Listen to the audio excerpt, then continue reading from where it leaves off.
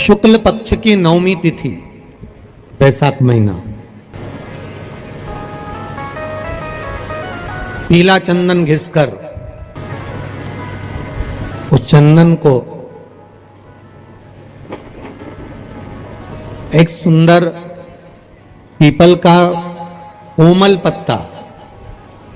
कोमल पत्ता मतलब एकदम, एक तो पीपल का होता है कड़ला पत्ता, एकदम कड़क हो जाता है, और एकदम होता है कोमल पत्ता।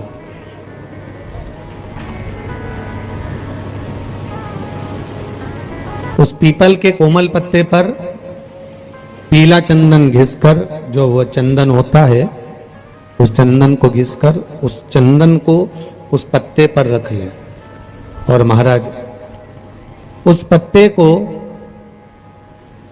मध्याह्न के समय पर, जैसे जब सुबह के समय पर सारी पूजन हो जाए, अर्चना हो जाए, भगवान शिव के मंदिरों में जल समर्पित हो जाए, उसके बाद में जब बाबा एकदम आनंद में विराजे हों, तब जहां शिवलिंग रखा होता है,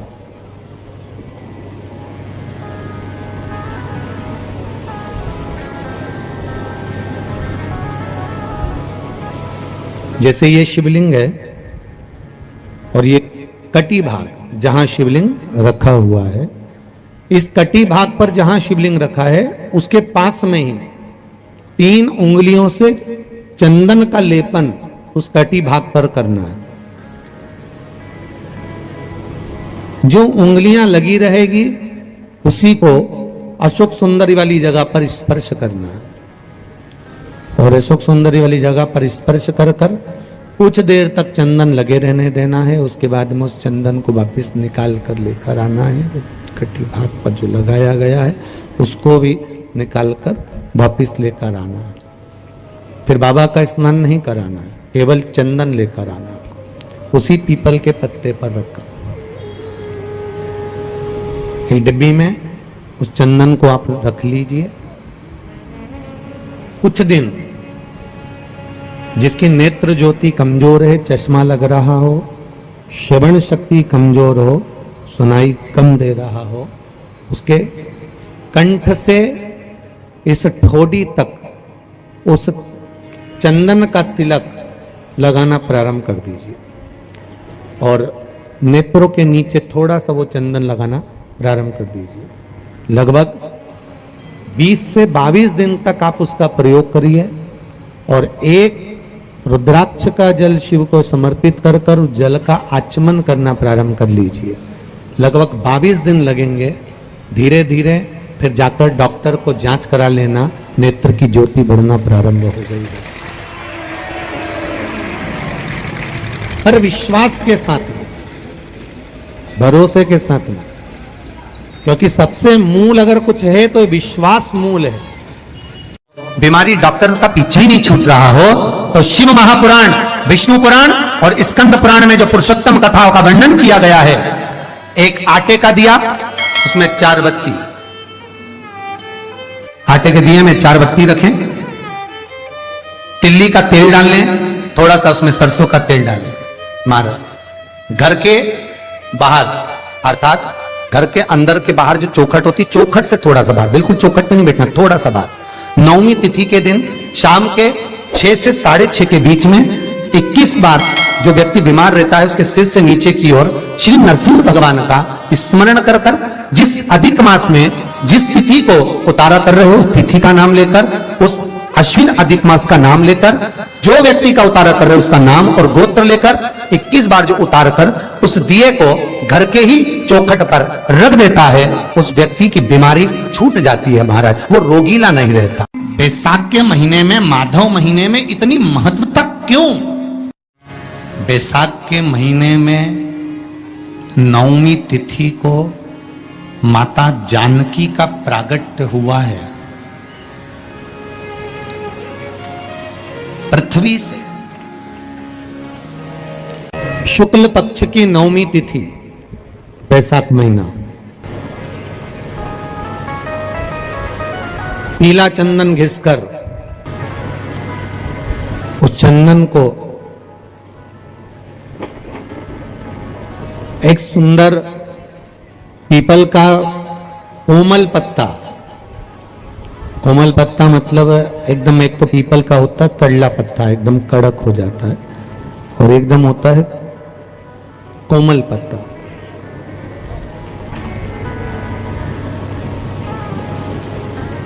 उस पीपल के कोमल पत्ते पर पीला चंदन घिसकर, जो वह चंदन होता है, उस चंदन को घिसकर उस चंदन को उस पत्ते पर रख ले। और महाराज उस पत्ते को मध्याह्न के समय पर, जैसे जब सुबह के समय पर सारी पूजन हो जाए, अर्चना हो जाए, भगवान शिव के मंदिरों में जल समर्पित हो जाए, उसके बाद में जब बाबा एकदम आनंद में विराजे हों, तब जहां शिवलिंग रखा होता है,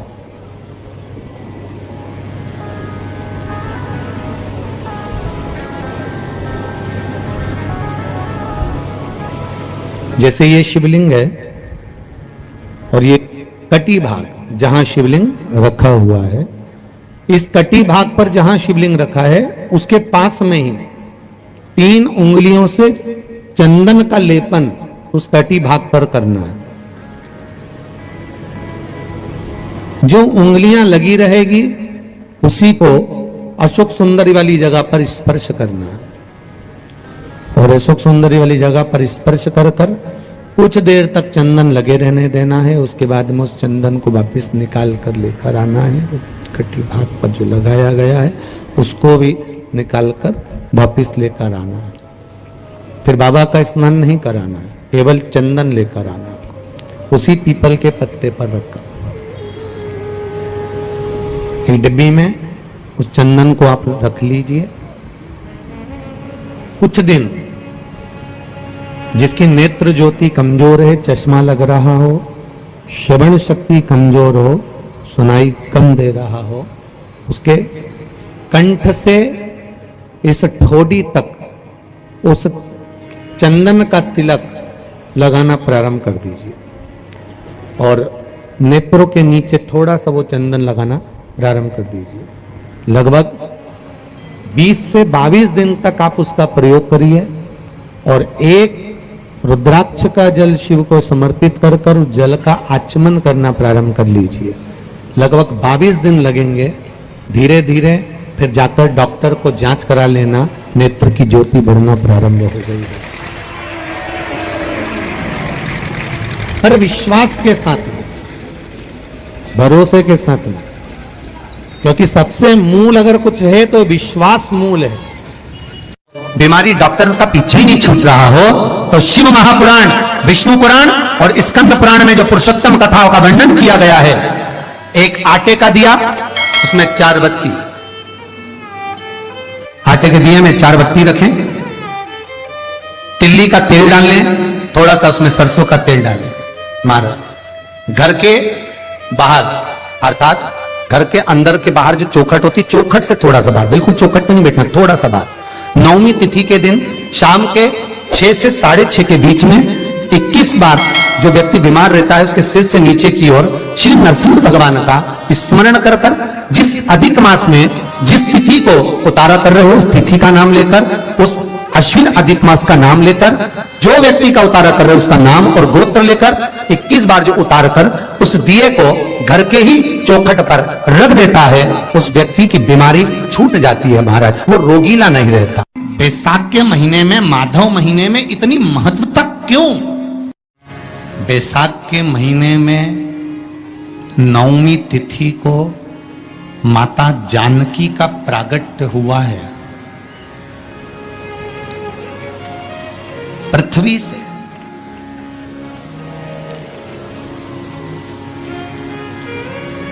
कभी एक विचार करिएगा कि नरसिंह अवतार बैसाख के महीने में हुआ, कुर्मा अवतार बैसाख के महीने में हुआ, हयग्रीव अवतार बैसाख के महीने में हुआ, परशुराम अवतार बैसाख के महीने में हुआ, माता जानकी का अवतार बैसाख के महीने में हुआ। आखिर बैसाख के महीने में, माधव महीने में इतनी महत्वता क्यों?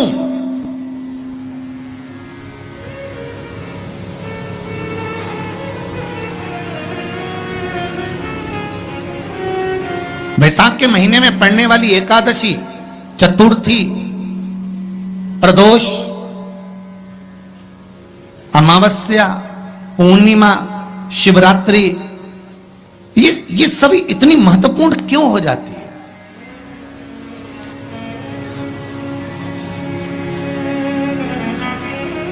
इसकी महत्वता इतनी प्रबल क्यों हो जाती है? किस लिए? क्योंकि बैसाख का जो महीना पड़ता है, सूर्य की संपूर्ण तपन, सूर्य देव अपने पूर्ण तेज के साथ में, पूर्ण तेज के साथ में मृत्यु लोक के निवासियों पर, चाहे जलचर हो, थलचर हो, वायुचर हो, चाहे जो जीव हैं, उस पर जब किरण फेंकते हैं तो संसार का जो मनुष्य है उस पर जब ताप पड़ता है तो ताप पड़ने के कारण उसके मुख से भगवान का नाम निकल ही जाता है, स्मरण नाम निकल ही जाता है। जब उसके मुख से भगवान का नाम निकलता है तो वो भगवान की शरणागति खुद ग्रहण कर लेता है, स्वयं शरणागति ग्रहण कर लेना। बैसाख की पोथी पढ़ते हो आप लोग? आप में से अगर कोई पढ़ता हो बैसाख महीने की पोथी, तो उसमें एक वर्णन आता है। उस बैसाख के महीने में मात्र अगर 5 बेलपत्र और मट्टी के पात्र में रखा हुआ जल, मट्टी के पात्र से मतलब है कलश, जो माटी का जो कलश होता है आपके घर में जो रखा हुआ है, ये जरूरी नहीं है कि वो नया ही खरीदना पड़ेगा, ये जरूरी नहीं है कि वो आपको नया ही कलश खरीदना है, नया ही आपको लेकर आना है, या नया ही आपको लेकर आओ। आपके घर में जो मिट्टी का कलश रखा,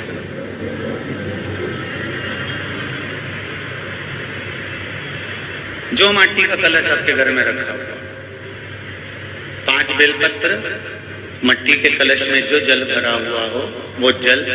तांबे के पात्र में डालकर शिवजी पे 5 बेलपत्र अशोक सुंदरी वाली जगह पर जो आप लेकर आए हो, 5 बेलपत्र वो अशोक सुंदरी वाली जगह पर समर्पित कर मट्टी के पात्र का जो जल है वो जल बैसाख के महीने में किसी भी दिन, चाहे आप सोमवार को कर लो, प्रदोष को कर लो, चाहे आप शिवरात्रि पे कर लो बैसाख महीने की, तो आप अगर उस मट्टी के कलश का जल या पात्र का जल शंकर भगवान को 5 बेलपत्री अशोक सुंदरी वाली जगह पर समर्पित कर जल अगर चढ़ा देते हैं तो महाराज ये उदर से जो जुड़ी हुई परेशानियां जो मनुष्य को झेलना पड़ती है, चाहे भोजन नहीं पच रहा हो, चाहे उदर में पत्थरी हो रही हो, या कोई अनेक परेशानियां जो उदर से जुड़ी हुई होती है, बैसाख के महीने में अगर प्रतिदिन मट्टी के पात्र का जल शिवजी को समर्पित करा जाता है तो उदर से जुड़ी समस्याएं अपने आप धीरे धीरे समाप्त